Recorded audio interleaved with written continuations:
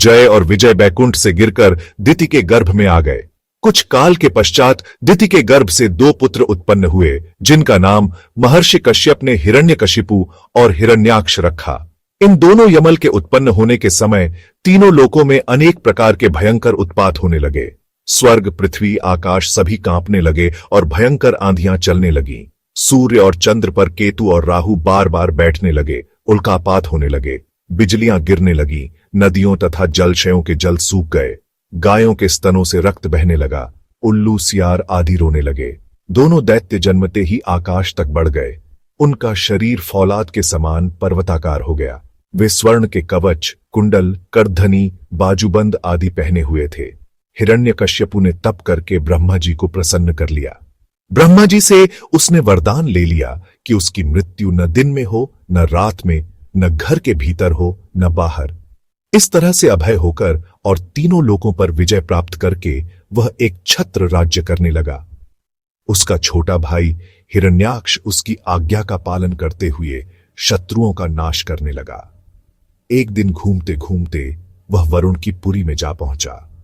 पाताल लोक में पहुंचकर हिरण्याक्ष ने वरुण देव से युद्ध की याचना करते हुए कहा, हे वरुण देव, आपने जगत के संपूर्ण दैत्यों तथा दानवों पर विजय प्राप्त किया है। मैं आपसे युद्ध की भिक्षा मांगता हूं। आप मुझसे युद्ध करके अपने युद्ध कौशल का प्रमाण दें। उस दैत्य की बात सुनकर वरुण देव को क्रोध तो बहुत आया, पर समय को देखते हुए उन्होंने हंसते हुए कहा, अरे भाई, अब लड़ने का चाव नहीं रहा है और तुम जैसे बलशाली वीर से लड़ने के योग्य अब हम रह भी नहीं गए हैं। तुमको तो यज्ञ पुरुष नारायण के पास जाना चाहिए, वे ही तुमसे लड़ने योग्य हैं। वरुण देव की बात सुनकर उस दैत्य ने देवर्षि नारद के पास जाकर नारायण का पता पूछा। देवर्षि नारद ने उसे बताया कि नारायण इस समय वाराह का रूप धारण कर पृथ्वी को रसातल से निकालने के लिए गए हैं। इस पर हिरण्याक्ष रसातल में पहुंच गया। वहां उसने भगवान वाराह को अपने दाढ़ पर रखकर पृथ्वी को लाते हुए देखा। उस महाबली दैत्य ने वाराह भगवान से कहा, अरे जंगली पशु, तू जल में कहां से आ गया है? मूर्ख पशु, तू इस पृथ्वी को कहां लिए जा रहा है? इसे तो ब्रह्मा जी ने हमें दे दिया है। अरे अधम, तू मेरे रहते इस पृथ्वी को रसातल से नहीं ले जा सकता। तू दैत्य और दानवों का शत्रु है, इसलिए आज मैं तेरा वध कर डालूंगा। हिरण्याक्ष के इन वचनों को सुनकर वाराह भगवान को बहुत क्रोध आया, किंतु पृथ्वी को वहां छोड़कर युद्ध करना उन्होंने उचित नहीं समझा और उनके कटु वचनों को सहन करते हुए वे गजराज के समान शीघ्र ही जल के बाहर आ गए। उनका पीछा करते हुए हिरण्याक्ष भी बाहर आया और कहने लगा, रे कायर, तुझे भागने में लज्जा नहीं आती? आकर मुझसे युद्ध कर।